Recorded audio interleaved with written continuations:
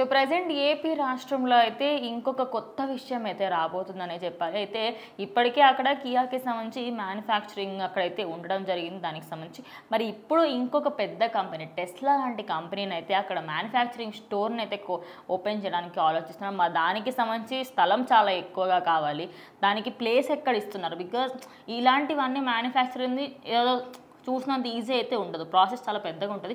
మరి ఎట్లా కన్విన్స్ చేస్తారు చంద్రబాబు నాయుడు? ఏం చేస్తున్నారు? సో ఖచ్చితంగా చంద్రబాబు గారు వచ్చారు అంటేనే రాష్ట్రానికి అభివృద్ధి వైపు నడిపిస్తారు అని ప్రజలందరూ కూడా నమ్ముతారు అన్నమాట. ఎందుకంటే అది ఆయనకున్న ఒక స్టాంప్, అది ఇంకా దాన్ని ఎవరూ చెరపలేరు. ఎందుకంటే ఒకప్పుడు హైటెక్ సిటీని నిర్మించారు, దానిలో ఆయన కృషి అనేది చాలా వరకు కూడా ఉంటుంది. ఇప్పటికీ చాలామంది హాయిగా పనిచేసుకుంటున్నారు, చదువు అవ్వగానే వెళ్ళి వేరే దేశాలకు పోకుండా ఇక్కడే లక్షల్లో జీతాలు తీసుకుంటూ పని చేసుకుంటున్నారంటే సో మరి చంద్రబాబు గారు వేసిన ఒక ఫౌండేషన్ అని చెప్పొచ్చు.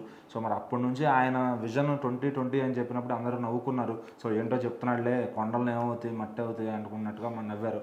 మరి ఆ కొండలన్నీ కూడా ఈరోజు పెద్ద పెద్ద 40 అంతస్తుల మేడలు ఆ రేంజ్లో కట్టుకునే రేంజ్కి తీసుకొచ్చారు. ఒకరోజు ఫోన్ అనేది బాగా అవసరం పడుతుంది, అందరూ కొనుక్కుండని ఆ రోజులో ఆయన చెప్తే అది ఎవరు లైట్ తీసుకున్నారు. మరి ఈరోజు ప్రతి ఒక్కరి చేతిలో మొబైల్ ఉంటుంది. సో మళ్ళీ ఈ రోజు కూడా మళ్ళీ ఆయన చెప్తున్నారు ఏంటంటే విజన్ 2047. ఎందుకంటే 2047కి మన స్వతంత్రం వచ్చి 100 ఏళ్ళు అవుతుంది. సో మరి ఆ టైంకి ఆంధ్రప్రదేశ్ని ఒక కొత్త స్టేట్ లాగా అసలు ఏదో ఫారిన్ కంట్రీ రేంజ్లో తీర్చిదిద్దాలని ఒక విజన్తో అయితే ఆయన వెళ్తున్నారు. సో మరి ఈ రోజుల్లో ఇంటర్నెట్ అనేది డైలీ నిత్యావసరం అయిపోయింది. సో అది ఇప్పుడు ప్రతి ఇంట్లో ఉండాలి. నేను దాన్ని మీకు అందించడానికి నేను ట్రై చేస్తా. ఆ ఒరిజినల్ ఎక్కడి నుంచి అయితే ఇంటర్నెట్ అనేది ప్రొవైడ్ అవుతుందో ఆ హబ్బులు కూడా మనమే తెచ్చుకోవాలి. సో అది కూడా దాని దిశగా కూడా పనిచేయాలని ఆయన చెప్తారు. మరి ఇప్పుడు నవ్వుతారేమో కానీ మరి 2047కి అదే వస్తే అప్పుడు అదే చెప్పారు కదా, అప్పుడు మళ్ళీ రియలైజ్ అవుతారనమాట. సో చంద్రబాబు గారు తీసుకెళ్లే విధానంతో వెళ్తే కనుక ఆయన ఒక్కడే కాకుండా 10 మందిని డెవలప్ చేసే ఐడియాలజీ అంతా కూడా వెళ్తారనమాట. సో మరి ఇప్పుడు కియా మోటార్లు ఏ విధంగా 2014లో వాళ్ళు ప్రభుత్వంలో ఉన్నప్పుడు తెప్పించారో అలాగే ఇప్పుడు టెస్లా ప్లాంట్ కూడా పెట్టబోతున్నారు. అలాగే ఎలాన్ మస్క్ గారికి చంద్రబాబు గారు అయితే ఆఫర్ ఇచ్చారనమాట, ఏపీలో మేము భూమి చూపిస్తాం, మీరు వచ్చి ఇన్వెస్ట్ చేయండి అని చెప్పి కూడా. సో అందరితో కూడా వేరే పెద్ద కంపెనీల్లో ఐటీ సెక్టార్కి కూడా అమరావతిలో పెట్టేటట్టు, అలాగే ఇప్పుడు టెస్లా కంపెనీని మళ్ళీ అనంతపురంలోనే ప్లేస్ చూపిస్తాం పెట్టుకోండి అని కూడా సో వాళ్ళు రెడీ అయిపోయారు. ఇది ఒక బంపర్ ఆఫర్ అని చెప్పాలి వాళ్ళకి. ఎందుకంటే వాళ్ళకి ఒక స్పేస్ కావాలి అంత పెద్ద ప్లాంట్ నిర్మించాలి అంటే. ఎందుకంటే దాని తయారీ దాని ఒక్క వస్తువులంతా కూడా అక్కడే తయారవుతాయి. ఒక కార్లో తయారవ్వాలంటే దాని చాలా పెద్ద ప్రాసెస్ ఉంటుంది. సో ప్రతి దానికి యూనిట్ వైజ్గా అన్నీ చేసుకుంటూ రావాలి. సో మరి అన్ని యూనిట్లకి తగ్గ ఒక ప్లాంట్ నిర్మించాలి అంటే చాలా పెద్ద ప్లేస్ కావాలి. సో ఎన్ని ఎకరాలు కావాలంటే అన్ని ఎకరాలు అనంతపురం సైడ్ మేము చూపిస్తాము అని చెప్పి చంద్రబాబు గారు అయితే చెప్పడం జరిగింది. ఆయన కూడా పెట్టుబడి పెడతానికి కానీ ఆ ప్లాంట్ నిర్మించడానికి కానీ ఎలాన్ మస్క్ గారు కూడా రెడీ అయ్యారు. సో ఎలాన్ మస్క్ గారు ఏంటంటే ఆయన ఒక్కసారి కమిట్ అయ్యాడంటే కనుక ఖచ్చితంగా దాన్ని ఎట్టి పరిస్థితిలో స్టార్ట్ చేసేస్తారు. ఎందుకంటే డబ్బుల గురించి కానీ దేని గురించి ఆలోచించడం ఆయన. సో అతను ఇన్వెస్ట్ చేయడం, ఇన్కమ్ తెప్పించుకోవడం అంతే ఆయన పని. అండ్ ఇంకో విషయం ఏంటంటే మీరు అన్నట్టు ఇవన్నీ వచ్చినప్పటికీ కూడా ఎలాన్ మస్క్కి ఇప్పుడు కొత్త ఏఐ టెక్నాలజీ పైన కూడా చాలా గ్రిప్ ఉంది. అండ్ ఆయన ఇప్పుడు టెస్లాలో లైక్ మనిషి డ్రైవ్ చేయకుండా ఆటోమేటిక్ కార్స్ కూడా అవి కూడా ఎక్స్పెక్ట్ చేయొచ్చు మనం ఇక్కడ మ్యానుఫ్యాక్చరింగ్. ఎందుకంటే మన రోడ్లు సహకరించాలి.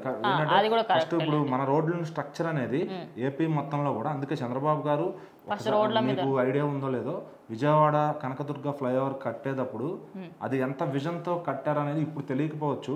ఎందుకంటే ఏషియాలోనే ది బెస్ట్ డిజైన్ అది. సో అది నిర్మించడానికి చాలా టైం పట్టింది. ఎందుకంటే ఆ పిల్లర్లో ఇసుక పోస్తున్నప్పుడు అది కింద నీళ్ళు ఉంటుంది నది కింద. సో చాలా వరకు ఇసుకంతా తీసేసుకోవడం, ఏం పోసినా కిందకి లాగేసుకోవడం. సో ఎప్పటికీ ఆ పిల్లర్ పూర్తయ్యేది కాదు. సో దాని గురించి మొత్తం దానికి ఏ టెక్నాలజీ వాడాలనేది తెలుసుకొని ఖచ్చితంగా దాన్ని నిలబెట్టి ఓపెన్ చేసే టైంకి జగన్ వచ్చేసాడు. ఇంక మన కర్మ అది. సో ఓపెనింగ్ జగన్ చేసినట్టున్నాడు ఏదైతే ఫ్లైఓవర్ ఉందో. సో ఇక అది చంద్రబాబు గారు ఎంత కష్టం దాని డిజైనర్స్ ఓపెన్ చేసిన వాళ్ళకి క్రెడిట్ ఎక్కువ వెళ్తుంది కాబట్టి. సో ఏంటంటే చంద్రబాబు గారు దాన్ని చేయించారు, మొత్తం పనులు డిజైన్ అంటే ఏషియాలోనే బెస్ట్ డిజైన్ ఇచ్చారు. సో ఆయన విజన్ అట్లా ఉంటుంది. ఎందుకంటే రోడ్లు ఖచ్చితంగా ఇప్పుడు వేసే ప్రతి రోడ్డు కూడా నెక్స్ట్ వచ్చే తరం కార్లకు కానీ వచ్చే వెహికల్స్కి కానీ అన్నింటికి అఫోర్డబుల్గా ఉండేటట్టు సో వాటికి తగ్గట్టుగా రోడ్లు కూడా నిర్మాణం జరుగుతున్నాయి. సో ఫస్ట్ అయితే వీళ్ళు ప్లాంట్ స్టార్ట్ చేస్తే ఆ తర్వాత మీరు అనుకున్నట్టుగా రోబోటిక్ కార్స్ ఏవైతే ఉంటాయో టెక్నాలజీ ఇంకొక 20 ఏళ్ళ తర్వాత ఖచ్చితంగా మారుతుంది. సో అప్పటికి ఈ రోజుకి ఆటోమేటిక్ గేర్లు వస్తాయని ఎవరు అనుకోలేదు. సో మరి పెద్ద పెద్ద కార్లో కూడా గేర్లు లేకుండా బండి నడుస్తుంది. సో తర్వాత డ్రైవర్ లేకుండా కూడా నడిచే రోజులు వస్తాయేమో. సో మరి టెస్లా అయితే తొందరగా వచ్చేయాలని మనం కూడా కోరుకుందాం.